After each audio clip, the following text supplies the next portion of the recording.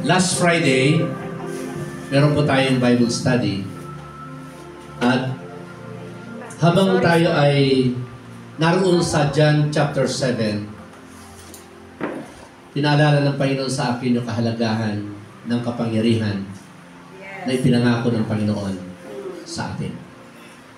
Kung kaya ang ating pag-aaral ngayong araw na ito ay ang pagkakaroon, pamumuhay sa kapangyarihan na pinagkatiwala ng Panginoon sa atin. Amen? Verse.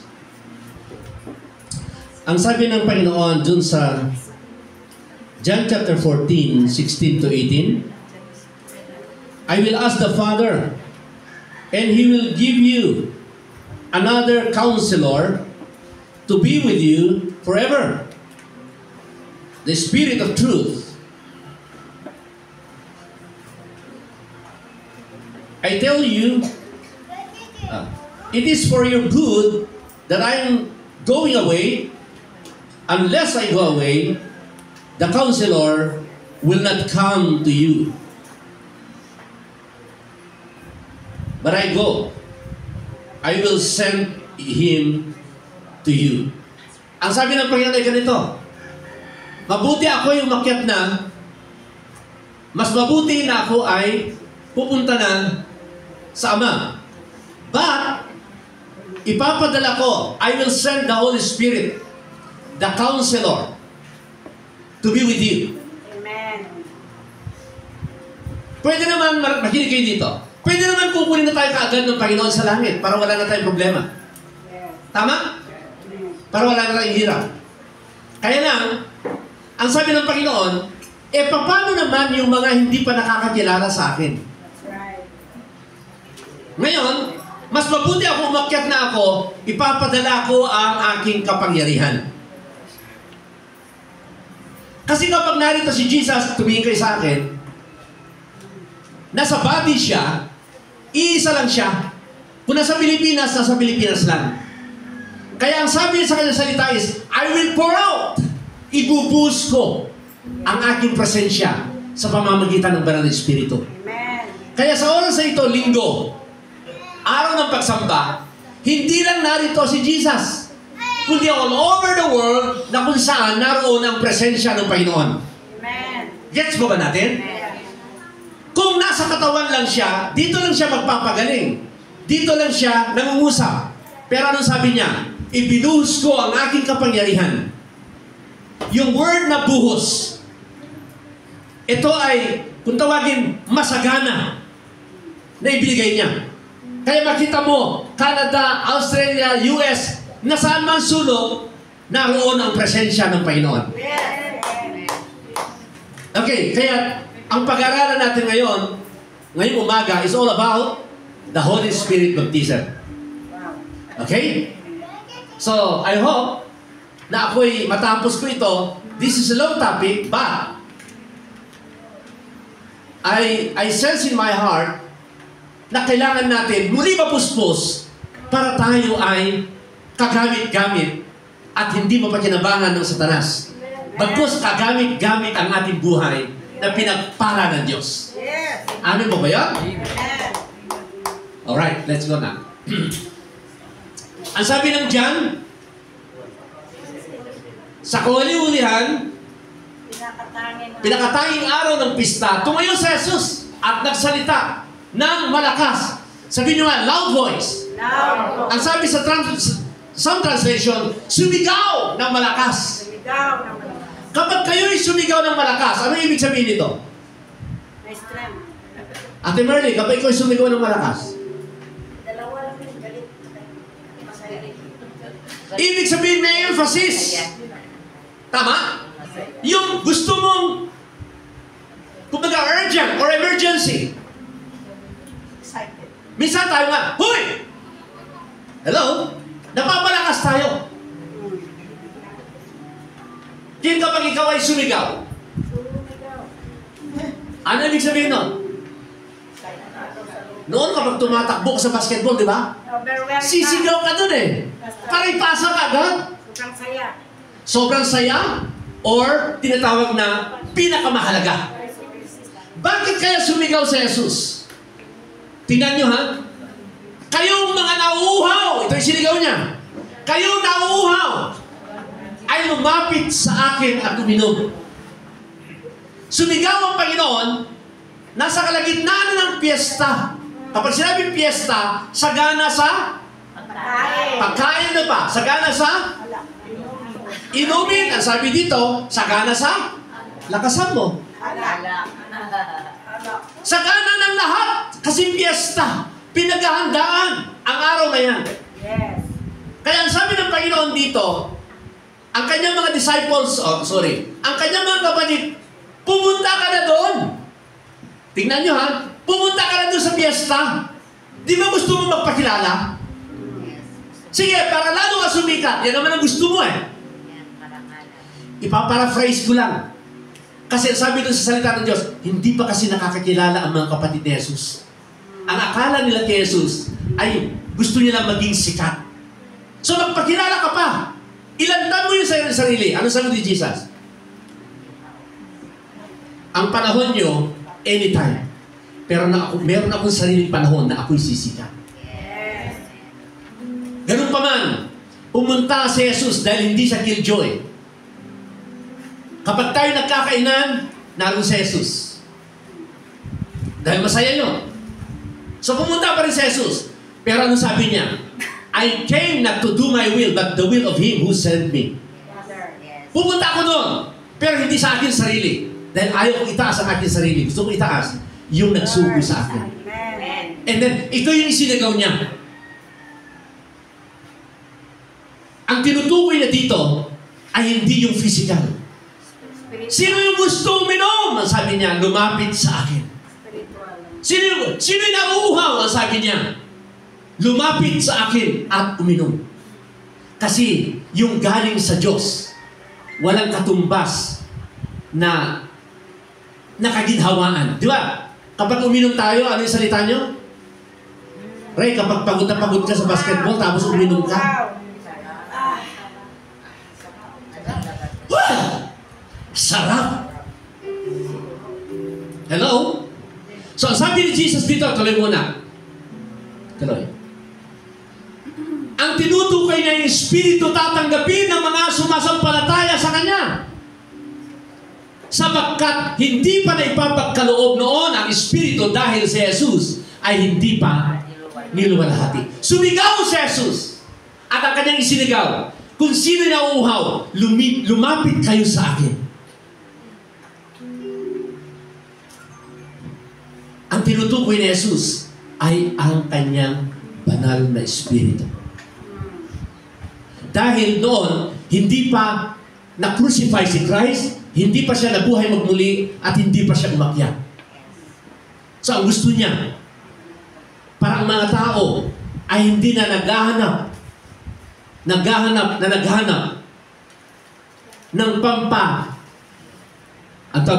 pampasarap ng pakiramdam. Ang sabi niya, only the Holy Spirit can give you satisfaction. Next na. Sige ka. Ganito ang nasusulat. Kinakailangan magdusa, mamatay ang Kristo, pagkatapos siya'y muling bubuhayin sa ikatlong araw. Bilis na. Sa kanyang pangalan, ang pagsisisi at kapatawaran ng mga kasalanan ay dapat ipangaral sa lahat ng mga bansa magmula sa Jerusalem. Kayo ang mga saksi sa mga bagay na ito. Tandaan ninyo, isusugo ko sa inyo ang ipinangako. Sabi niyo nga, ipinangako ng aking Ama. Kaya't huwag kayong aalis sa Jerusalem hanggat hindi kayo napagkakalooban ng kapangyarihan mula sa langit. Pinakita ni Jesus ang kanyang gagawin. Siya'y magdusa, siya'y mabuhay magmuli. Ang ipangaral natin, ang kanyang salita. Pero sabi niya, bago nyo ipangaral, bago kayo humayo, tanggapin nyo muna ang pangako ng Ama, ang Holy Spirit. Nakikinig po ba kayo? We cannot do the work of God without the promise, the Holy Spirit. Why? When the Holy Spirit comes, ano sabi niya? Magkakaroon ka ng kapangyarihan. Sino gusto kapangyarihan? Amen. Ang mga pulis, walang kwenta yan kapag walang uniform. Nasa uniform ang kapangyarihan. Nasa kanilang ID ang kapangyarihan. Kahit sasabihin, pulis ako, punta ka dal sa kalsada, gaganunin mo, sasagasaan ka. But if you have the authority, just raising your hands, gagana ang authority. Gets mo natin? And that's the Holy Spirit. Kaya sabi ng Holy Spirit, yan ang sign na ikaw ay anak ng Diyos. Meron kang kapangyarihan. Kaya makita mo, presensya lang ni Lord, lumalaya sa mga demonyo. Just His presence. Because His presence is already the authority comes from the Father. Meron siyang authority. Amen? Kaya kahit sa atin, kunwari, Ate Mercy, nagkakagulo yung mga anak mo, pero dumating ka sa bahay. Kahit hindi gagamit in Jesus' name. Presensya pa lang na Ate Mercy sa mga anak niya, authority na. Hello? Hello? Gets mo ba natin? Just your presence. Kaya kita mo si Jesus, nung nando doon kay Pedro, yung biyanan ni Pedro, pagdating ni Jesus, just the presence of Jesus, gumaling ang biyanan ni Pedro. Hello? Just the presence of Jesus. Nung dumating si Jesus, yung mga masasamang espiritu ay naroon. Please, silent your phone because the presence of God is here. Amen. And God wants to do something great this morning. Amen. Hello? Meron kasi ako narinig, ling, ling, ling. We will be distracted, magagalit si Lord. Kaya nga si Pastor Mar, talaga hanggat maaari hindi niya pinadadala ang phone. Bakit? Kasi yung phone, kapag may nag-pop up, wala na ang presensya ng Panginoon sa'yo. Yung utak mo malayo na. Kaya anong sabi ni Lord sa Bible? Your presence is here, but your heart is far away from here. Away from me, you doer of iniquity. Hello?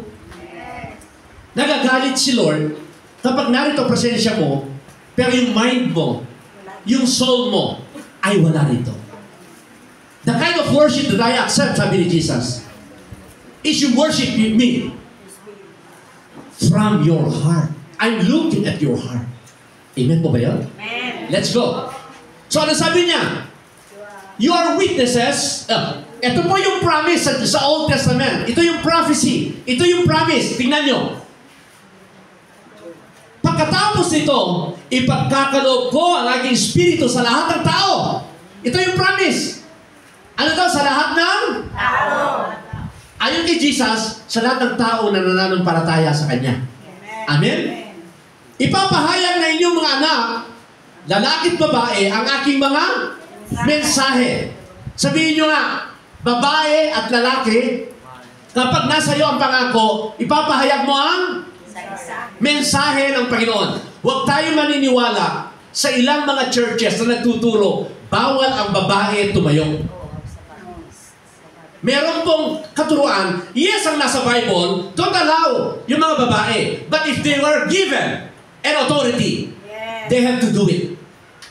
If the Holy Spirit is in you. Kaya makita mo si Mary. Si Mary Magdalene. Nung nakita niya si Jesus, ano yung ginawa niya? Hindi niya napigilan ang kanyang sarili. Lumabas at pinahayag niya ang mensahe. Dahil ang sabi ng anghel, lumabas ka, ipahayag mo. Kahit babae gagamitin ng Panginoon. Amen pa ba yan? Amen. Huwag tayo ma-intimidate. Marami po sa Biblia, ginamit ng Panginoon. Ang totoo niyan, ang mga nasa paligid ni Jesus, karamihan mga babae. Deborah. Matatapang. Miriam. Ginamit ng Panginoon.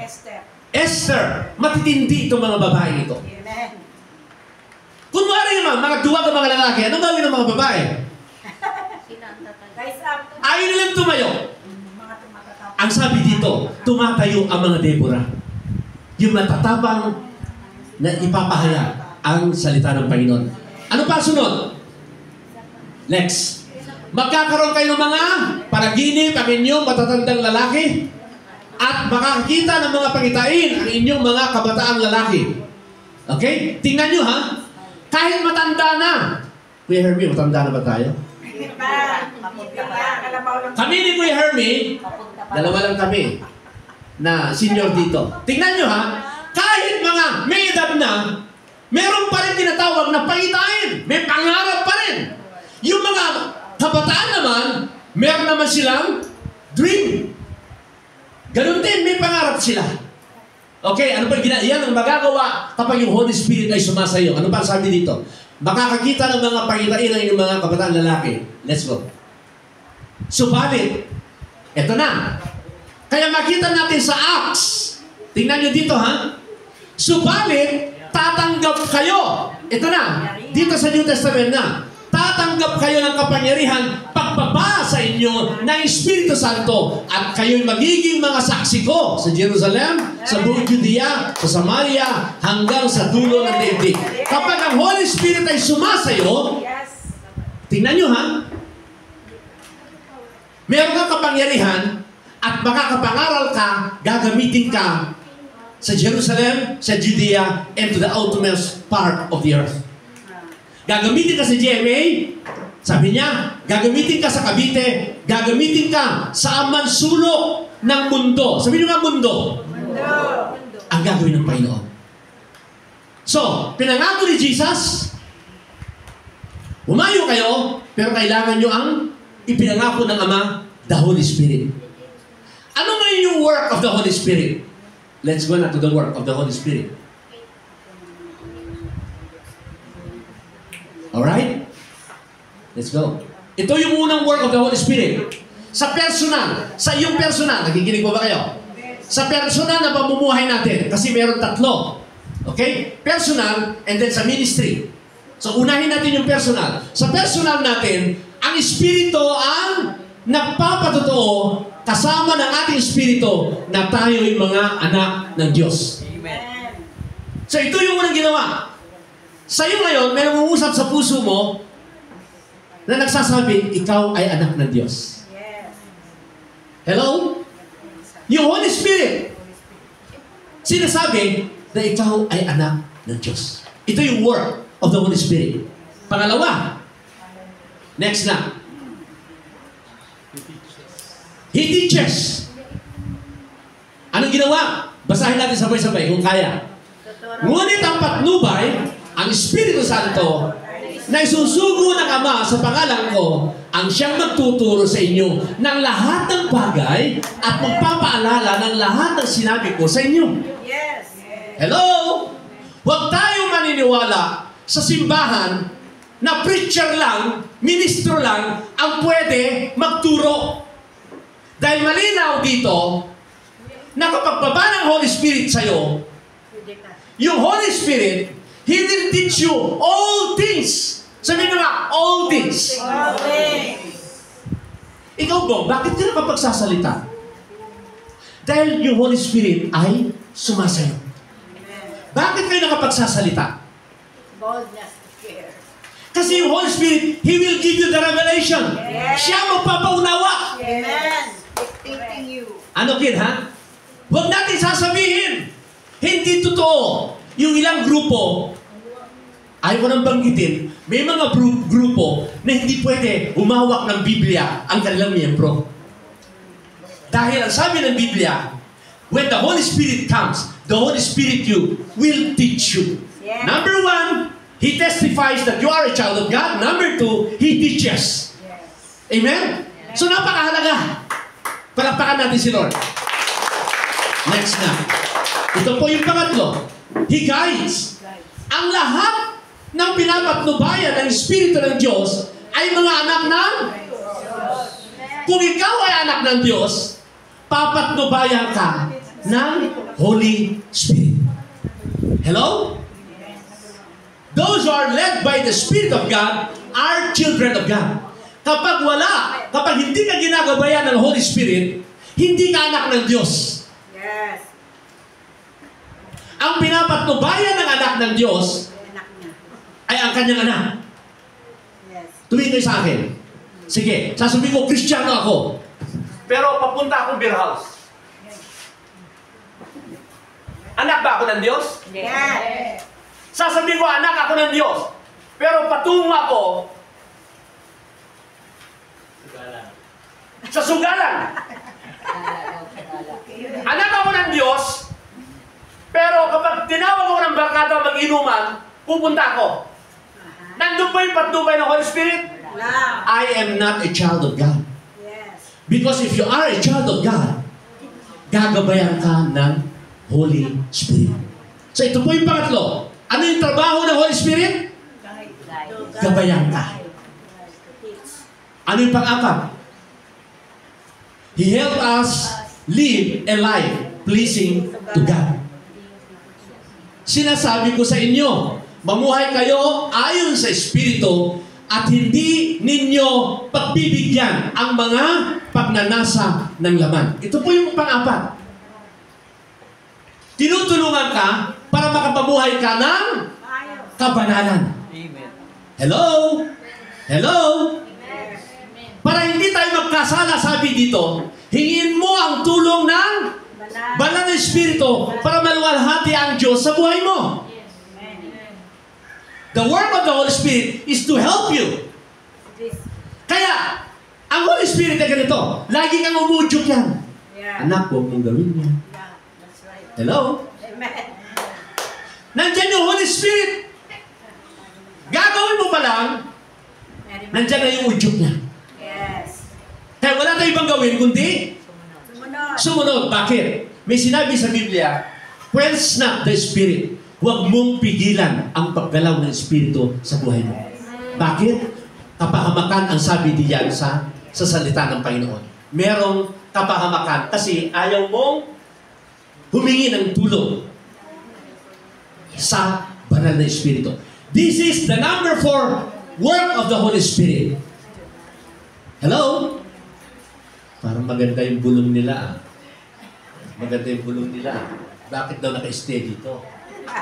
Siya nga naman. Buwabasa na yung makita po noo. Yan. Our God is good. Amen. Okay. Ano pa yung another work of the Holy Spirit? I have us in prayer. Woo!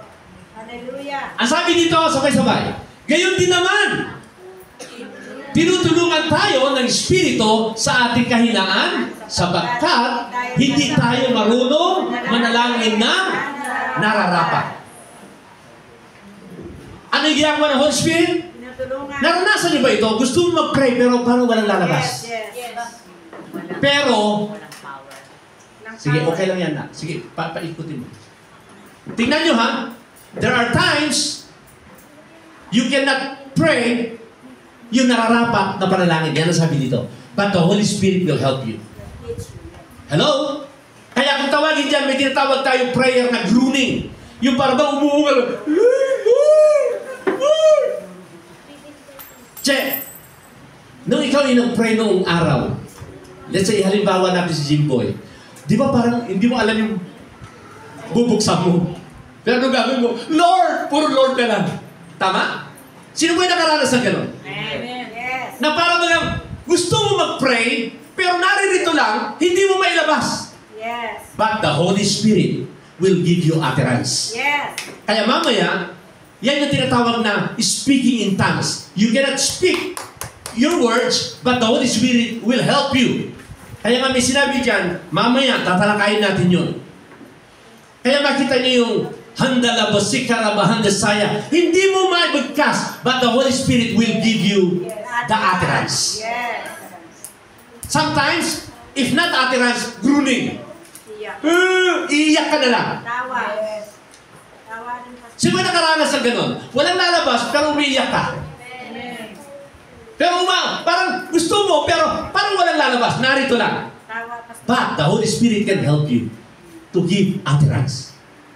Amen po ba yun? Amen. Okay, next. He helps us in prayer, and then number 6 is, He gives life to our bodies. O, basahin natin sabay-sabay.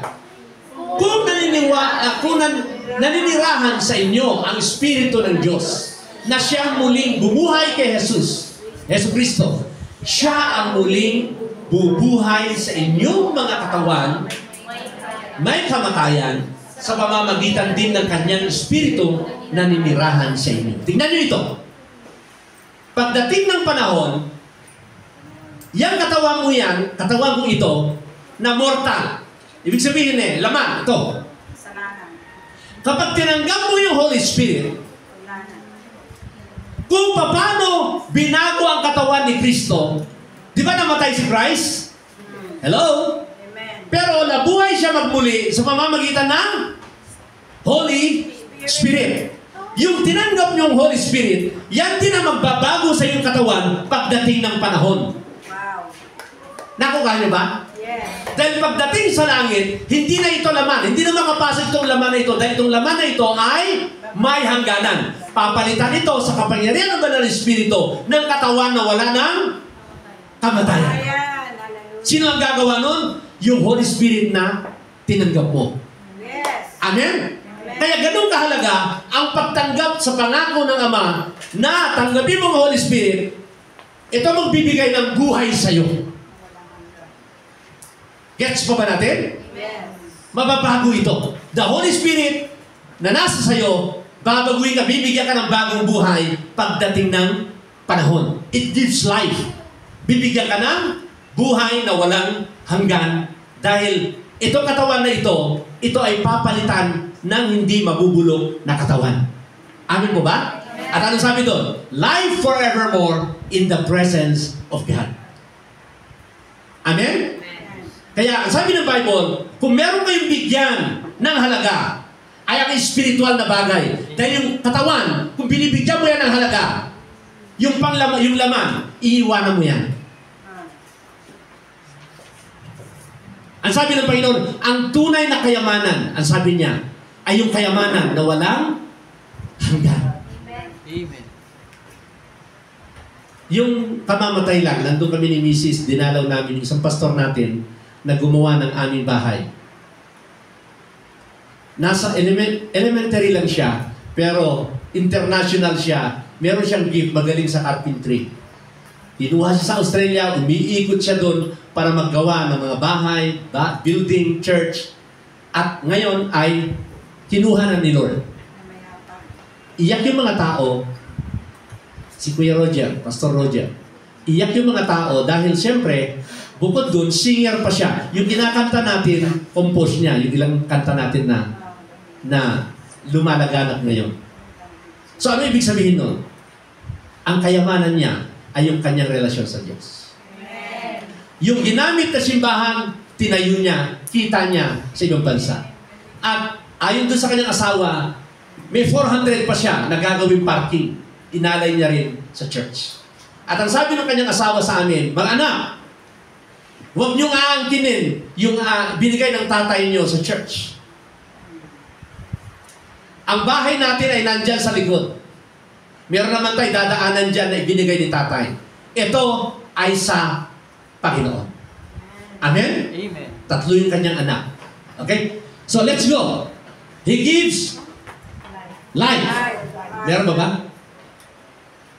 Alright. The work of the Holy Spirit sa service. Sabi nyo nga, service. Sa paglilingkod. Kanina, personal. Ngayon naman sa paglilingkod. Handa na po ba kayo? Ano yung number 1? The Holy Spirit gives power and boldness to witness. Ano daw ang ibibigay ng Holy Spirit? Power. Sabi nyo nga, kapangyarihan at lakas ng loob, boldness. Subalit, tatanggap kayo ng kapangyarihan pagbaba sa inyo ng Santo Espiritu at kayo'y magiging, ano sabi niya? Sorry, magiging saksi ko. O taga? Ano saksi? Witnesses. O, Tagalog pala yung saksi na ha? Witness, kumbaga. Alright. So ano daw tatanggapin natin? Ulitin ko po. Sino gustong power?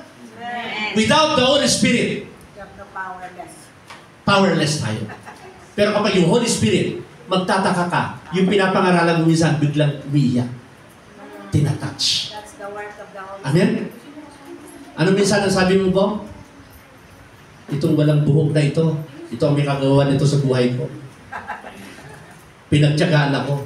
Minsan nagsasalita yan ng ganyan eh. Walang buhok, ako daw yun. Hindi niya alam, yung Holy Spirit ang kumikilos. Amen po ba yun? Amen? So, ito yung una. Power. Sabihin nyo, power. Huwag kayong matakot. Ito sinasabi lagi ni Lord. Huwag kayong matakot. Sino ba nahihiya pa dito hanggang ngayon? Nako, ang sabi ng salita ng Diyos, ang pagkahiya ay galing kay Satanas. Shyness is from the devil. Kunwari, nasign ka. Mag-opening prayer ka. Hiya ko. Ano ba yung kakahiya mo doon? Eh, mabuti yung gagawin. Amen. I-share mo yung invitation sa kanila. Hiya ko eh. Mas mayaman siya sa akin. Mas matalino siya sa akin. Baka sabihan niya akong siraulo. Alam niyo ba ang tawag ni Jesus ng mga unbeliever? Siraulo. Beelzebub. Hari ng mga demonyo. Yan ang sabi kay Jesus. May sinabi pa nga si Jesus, they will say all bad words against you. Sasabihin daw nila ang lahat ng masasama sa iyo. But rejoice because you are in me. Amen? Amen. Magiging, sabihin ko dito, magiging walang hiya ka. Dati noon, mahiyain ako. Nandiyan ako sa pwesto sa likod kapag umatid ako ng church. Bakit? Ayaw ko ma-assign. Eh, ang nanay ko mahilig mag-assign. Pero praise God, sumobra naman na ako. Amen? Noon talaga nahiya, mahiyain ako. Halata ba, James? Ano, Che? Halata ba mahiyain to? Nung ako'y bata, napakamahiyain ko. Pero God is good. Ano sabi dyan? Bibigyan ka ng boldness. Sabihin nga natin, lakas ng loob. Next, ito pang gagawin ng Holy Spirit sa ministry. He introduces the supernatural. Woo! Excited ba kayo? Yes. Ang sabi dito, iba't iba ang mga espiritual na kaloob, ngunit isa lamang ang espiritong nagkakaloob ng mga ito. Sige. Ang ilan sa atin ay napagkalooban ng kakayahan magsalita ng mensahe ng karunungan. Ito yung unang kaloob. Number 2. Ano dyan? Tuloy mo lang na. Ang espiritu rin, iyon, ang nagkakaloob sa iba ng pananampalataya sa Diyos. Faith. Yung isa, bibigyan niya ng gift to preach. Yung isa, give of faith. Ano pa isa? Ang iba ay kapangyarihan magpagaling. So meron ding supernatural magpagaling. Sabi niya magpagaling. Sino gusto magpagaling dito? Walang nagtataas sa kamay. Eh, ang dami may sakit. Hello? Bibigyan tayo ng power from the Holy Spirit. Ano ba ang kasunod? May pinagkakalooban ng kapangyarihan gumawa ng mga himala. Sino yung gusto gumawa ng himala? Tatlo lang dito. Dito. Aba, masarap kaya yung daluyan tayo ng himala ng Diyos. Pero galing yan sa Holy Spirit. When we do the service, when we do the ministry, kaya nga in-encourage tayo ng Panginoon na, go, work, so that the Holy Spirit will operate. Para kumilos ang Holy Spirit, hindi mo mararanasan kapag hindi mo gawin. Amen? So ano sabi dyan? Sa iba naman, kakayahang magpahayag ng mensahe mula sa Diyos.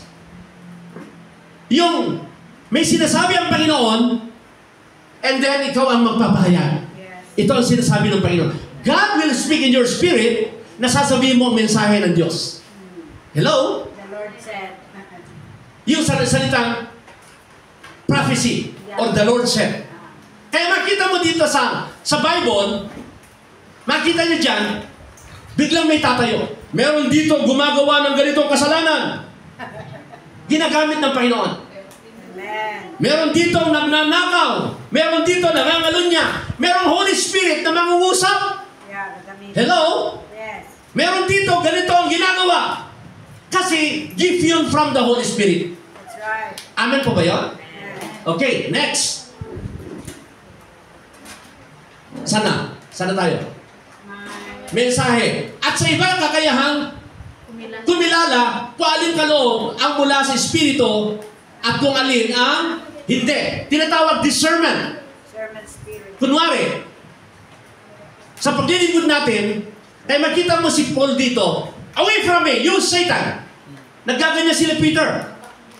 You are the servant of God. Away from me. Pinapalayas. Kung tingnan mo, tama yung sinasabi, pero iba yung spirito. Ang tawag doon is gift of discernment.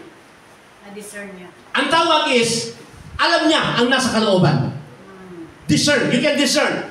Yung nakikita mo, kung ano yung laman ng isip o yung puso ng tao. Yes. Hello? Mahalaga rin to para hindi tayo mabudol.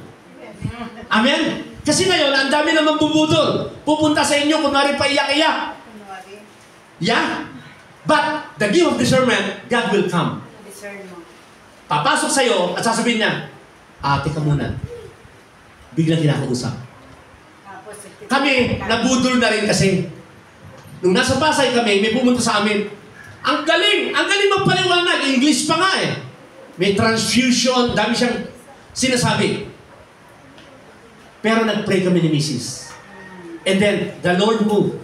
Ang sabi ni Lord, nagsisinungaling yung babae niya. Na-discern. Huwag niyong tulungan. Na-discern. Na-discern. So, ang ginawa namin, just to express our kindness, pumunta kami sa ospital na sinabi niya, wala naman yung anak niya sa ICU. Binigyan kami ng address, hinanap namin, wala yung address na yun. Paano ka nagbigay kami? That's right. Hello? Kaya napakahalaga yung you ask the guidance of the Holy Spirit so that the Spirit discernment will operate as you minister. Amen po yun? Amen. Next. May pinagkalooban, kakayahan, magsalita ng iba't ibang wika. Ito yung sinasabi ko sa inyo. Yung speaking in tongues or different kinds of language. Okay? Ang sabi ng Bible, when you pray in speaking in tongues, God the Father will hear your prayer. He can understand. You cannot understand your words, speaking in tongues. You cannot understand. But since the Holy Spirit is moving inside of you, habang nag-speaking tongues ka, hindi ito ma-interrupt ng kaaway. Gets po ba natin? Yes. Naintindihan po ba natin? Yes. When you pray in tongues, Ora ka siya. the Spirit is praying through you at direct yan sa Kanya. Yes. Kasi meron sa Bible na pwede i-interrupt yung iyong prayer. Nangyari yan kay Daniel, na-delay. Because naintindihan ng enemy. Gets po natin? Naintindihan niya. But when you pray in tongues, that is directly to the Father already, addressed to the Father, well, because you are speaking in tongues, and that is through the Holy Spirit. Spirit. Maliwanag? Next. Ito pa yung work sa ministry natin. Iba naman ang magpaliwanag ng mga wikang iyon. Okay? Meron naman nagpapaliwanag. Halimbawa, praise and worship natin. Biglang may speaking in tongues. Somebody, ang kakausapin din ni Lord para ipaliwanag yung speaking tongues ng kapatid. Gets po ba natin? Gets po ba natin? Okay. So let's. Next.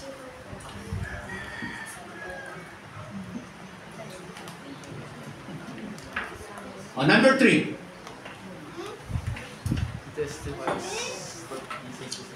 Ito po yung number 3. Sa work, kapag nagmi-ministeryo na tayo, kumikilos tayo, We testify. He testified that Jesus is alive. Ang Diyos ng ating mga ninuno ang muling bumuhay kay Jesus na pinatay ninyo nang siya inyong ipinako sa krus. Inakyat siya ng Diyos, sige na, ng kanyang kanan bilang taga-panguna at tagapagligtas upang bigyan ng mga Israelita ng pagkakataong magsisi at tumalikod sa kasalanan at nang sa gayon ay magkamit sila ng kapatawaran. Saksi kami sa mga bagay na ito. Kami at ang Espiritu Santo na ipinagkaloob ng Diyos sa mga sumusunod sa Kanya. Okay? Nagpapatotoo ang Holy Spirit na si Jesus ay buhay. Amen? So ito po yung pangatlo na ginagawa ng Holy Spirit sa atin. Walang nakakakita sa atin kay Jesus na nabuhay, but the Holy Spirit ang nangungusap sa atin. Amen? Pinangaral sa atin, pero dahil sa pananampalataya natin, alam na alam natin na totoo na si Jesus ay buhay. Amen. Dahil naramdaman, naranasan, nakita po natin. Next. Number 4. He brings a fresh understanding of the Word of God. Mahalaga to. Ano to yung ginagawa ng Holy Spirit? Fresh understanding. Pinaala. Ang dapat pinaalam sa'yo, nangungusap siya sa'yo. Halimbawa, tingnan nyo nagpipreach ka o nag-share ka. Uy, nagtataka ka. Ang daming kaalaman na pumapasok, and that is from the Holy Spirit. Ano sabi niya dyan? Subalit tulad ng nasusulat, hindi pa nakikita ng mata o narinig ng tenga at hindi pa sumasagi sa isip ng tao ang mga inihanda ng Diyos para sa mga umiibig sa Kanya. Ngunit, ito inihayag na ng Diyos sa atin sa pamamagitan ng Espiritu. Sinasaliksik ng Espiritu ang lahat ng bagay, maging ang mga pinakamalalim na bagay na may kinalaman sa Diyos. Woo! Woo! Tingnan nyo kapag yung Holy Spirit pumasok sa'yo, pinapaunawa niya sa'yo ang malalalim na bagay. Amen. Pinapaunawa niya sa'yo ang mga dapat pong sabihin, ang mga kaalaman patungkol sa Kanya. Alam niyo ba si Paul? Hindi naman na-disciple si Paul. Naligtas siya, pero yung Holy Spirit, pinangangaral ni Paul na pumunta na lang siya sa Jerusalem after how many years para lamang makilala niya sila Peter, sila John, at ilang mga disciples. But the Holy Spirit ang kumikilos sa kanya. Ang daming pangaral si Paul nang dahil sa Holy Spirit. Kaya huwag kayo matakot kapag kayo mag-minister, naku, wala ko alam. No! Dahil kapag nagsalita ka na, binuksan mo yung bibig, makita mo, para ka ng Armalite. Dire-diretso na. Why? Because of the Holy Spirit. Amen po ba? Ito ang dahilan kung bakit ka pa narito sa mundong ito. Ulitin ko po. Ito ang dahilan kung bakit hindi ka pa kinukuha ni Lord. Plano. Hello? Sino gusto ng punin ni Lord? Nakikita ko, ganyan kayo. Kapag hindi ka na pagkikinabangan ng Diyos, maniwala ka. Bukas kunin ka na. Kasi may plano si Lord sa'yo. Don't take it for granted. Binibigyan ka ng pagkakataon, gamitin ng Diyos. Huwag mong pababayaan. Pinagpapala ka ng Diyos. Ang ginagawin mo naman, take lang ng take. Hello? Binibigyan ka naman ng lakas ang araw na ito. Tapos ang gagawin mo, maghapon ka mag-cellphone. Hello?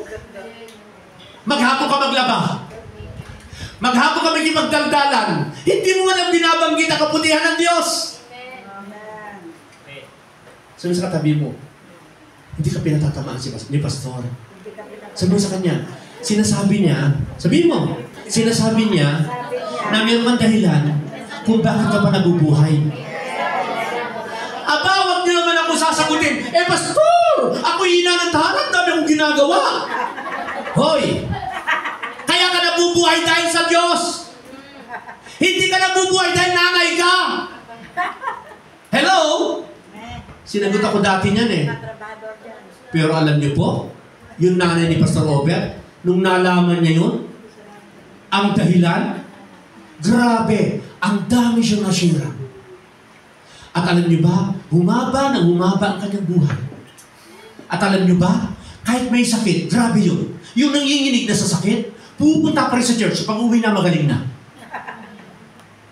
Grabe, pinaglaban niya. Hinawakan niya ang salita ng Diyos na kaya ka binibigyan ng pagkakataon mabuhay to preach, to share, to become light.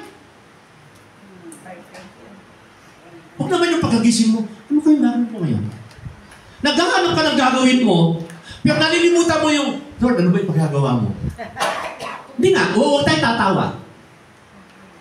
Hindi ito nakakatawa. Bagamat talaga nakakatawa. Minsan talaga ganyan tayo. But, let us take it seriously. Yung pagkagising mo, isip mo kagad, pera. Saan kaya ako makakahirap ng pera? Aba, ang sabi ng Bible, punuin mo lahat ng pera ang buhay mo, hindi ka pa rin masaya. Because only God can satisfy your inner being. Yes. There is always an emptiness. Ay, nakakatuwa si ano. Yung preacher sa CCM, ano pangalan niya? Danchi. Si Tanchi. Nakakatuwa siya. Alam mo, sabi niya, ang lahat ng akin. Alam niyo ba na kanya yung alta? Yes. Alam niyo ba na napakarami siyang, kanya rin ito? Yes. Alam niyo ba na kanya rin yan? Isa siya sa napakayaman na preacher. Pero kapag siya'y magsalita, kung laitin nga ng iba, ganun lang, hindi nila kilala siya. Amerikana ang kanyang asawa. Matalino siya. Doon si ano ba, Ray? Doon ba si Leia? Victory siya. Di ba CCF si Leia? Isang araw kapag nasa Australia kayo, dito kayo ha. Total, marami na silang ano. Joke lang. Yes, Master. But, makinig kayo. Makinig kayo. Anong sabi ni Tanchi? Senior, yung patay na yung senior. Yung anak. Ako'y tao rin ng Diyos. Ako'y nilikha din ng Diyos. May problema din ako. Kasi akala natin, ang tingin natin kapag billionaire, akala na natin, okay na. Hello?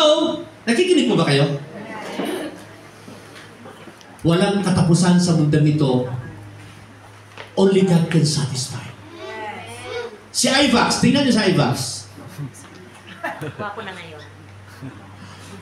Ang tapang na mag-preach. At ano sabi niya? Hindi ako nangihinayang sa natutunan ko sa Bible. Kakaibang kagalakan kasiya. Amen. Yes.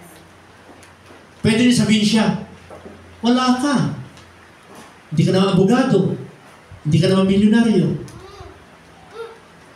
Pero yung joy na kanyang nararanasan, joy na hindi kahit tumbasan ng anuman salapi Amen. sa mundo. Amen. Amen? Next. He fills our spirit with true worship to God. Woo! Nakikinig po ba kayo? Amen. Ang Holy Spirit, ang sabi niya, huwag kayong maglalasing sapagkat sisirain lamang niya ang inyong buhay. Sa halip, dapat kayong mapuspos ng Espiritu. Huwag kayo, sorry, ano yung kasunod? Sa inyong pangungusap, gumamit kayo ng mga salmo, himno, mga awiting espiritual. Buong puso kayo umawit at magpuri sa Panginoon. Meron pa ba? Do not get drunk. When you are filled with the Holy Spirit, anong gagawin niya? He fills our spirit with true worship. Kapag yung Holy Spirit na nasa atin sa pagmiministeryo, meron tayong, may Holy Spirit, meron din tayong spirit. Our body is composed of spirit, soul, and body. Yung spirit natin, puspus ng Espiritu ng Diyos. Kaya minsan napapayak ka, kung minsan ay, hindi mo maintindihan, basta sobrang galak mo. Amen. Kanina, nung nag-worship tayo, meron dito maiingay. Huwag mo intindihin yung maiingay. Dahil sila, puspus ng Holy Spirit, kaya sila minsan, meron mo dyan, makikita nyo kahit sa TV, parang nababaganyan, kasi puspus. Yes. Minsan nanginginig, kasi puspus. Mamaya, I'm going to pray for you. Yung ilan sa inyo makakaranas ng mainit, yung ilan sa inyo nanginginig yung kanyang katawan, ilelehes ko kayo. Minsan yung ilan sa inyo nararanasan, nakakaranas biglang tumatawa, yung iba naman umiiyak. Kasi, puspus. Sabihin nyo nga, puspus. Sino nakaranas ng naglasing? Anes, dalawa lang? Tatlo?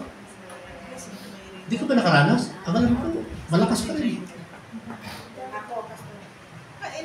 Eto, si Ate Daisy.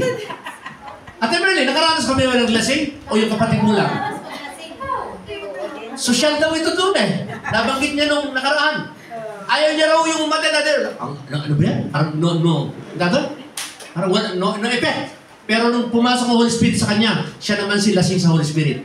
Sino mo nakaranas sa naglasing? Kaya ako tinanong. Kasi kapag lasing ka sa Holy Spirit, hindi mo rin control ang iyong sarili. Nga lamang, makinig kayo, puspos ka ng Espiritu, pero gumagawa ka ng mabuti. Yung puspos ng kalasingan, Tingnan nyo ha. Minsan, humihiga dyan. Minsan, sumusuka. Minsan, mainit ang ulo. Minsan, ang lakas ng loob magkipag-away. Ako po, nung ako'y lasing, galing akong Krami. Kasi mga kapatid ko, mga pulis. Nandoon yung mga pamangkin namin, mga lasenggo. Napainom ako. Ang tinira namin, maalala ko, lambanog. Hindi sila nakaalam ng lambanog. Yung bote niya, yung paganyan, Ken. Ang lalaki. Eto na, nung pauwi ako, makinig kayo. Talaga. Umaga niya yung paningin ko. Pagsakay ko sa jeep, puno! Eto na. Pag ganyan ko, uso! Pag gumaganyan pa ako, usog kayo! Ba, usog din sila. Pag upo, walang maingay, natutulog ako. Wala rin maingay. Kasi nga, kapag lasing ka, may umudyok sa'yo. Nakala mo, malakas ka. Hello? Pagdaan dyan sa Espanya, ang bibilis na dyan kapag gabi wala ng traffic, paano na lang pusipahin ako? At ilaglag na ako ng ganun. Salamat sa Diyos, may plano sa buhay ko. Amen po ba yun? Yung mga kasamahan ko sa bigutan, patay na. Pala, yung ilan dyan, kidnapper, hold-upper. Ang gagaling magbihis, hold-upper pala. Pinakita ko sa inyo, kapag lasing ka sa Holy Spirit, wala kang pakialam. Ipipreach mo na ipipreach ang kabutihan ni Lord para maligtas ang tao. Hindi ka nahihiya. Ang lasing ba nahihiya? Hindi. Kaya sabihin mo nga, hindi. Walang iyak. Ano iyan? Iyan. Meron ba tayo hiya kapag lasing? Madaldal ka pa nga sa asawa mo, di ba? Alam mo! Minsan nga nagkukwento, ikaw na lang mag-isa. Iyak ka lasing. Alam niya, naalala ka. Naku, meron kaming, alisin ko itong mic. Meron kaming kapitbahay, kapag lasing, magdamag ng kukwento. Sino kakwentohan niya? Sarili niya. Naririnig namin. Sabi no, kwento ng kwento. Kapag tayo rin, kapag puspos ng Holy Spirit, natutuwa ka, nagpupuri ka sa Diyos. Maraming kwento.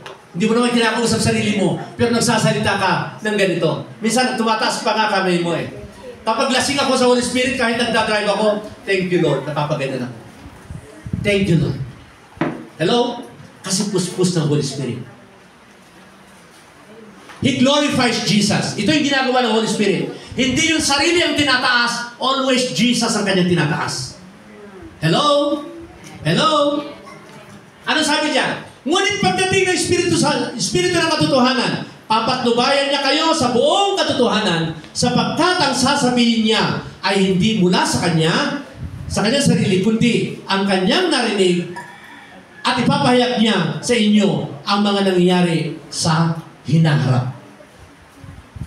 So, when you are filled with the Holy Spirit, nawawala ang yabang. Tapos napapalitan mo ng pagpapakumbaba. Ang kanyang sinasabi ay kabutihan ng Diyos. Hindi na yung kanyang sarili. Hindi bida, kundi ang bida na ay si Kristo. Amen po ba yun? Palakpakan natin si Lord. Next. Meron ka ba? Sige. Sige, tuloy. Okay. Sino excited na dito? Amen. Gusto niyo ba ang Holy Spirit? Yes. Pinangako yan ng Diyos sa atin. Grabe ang gagawin ni Lord sa atin. Una,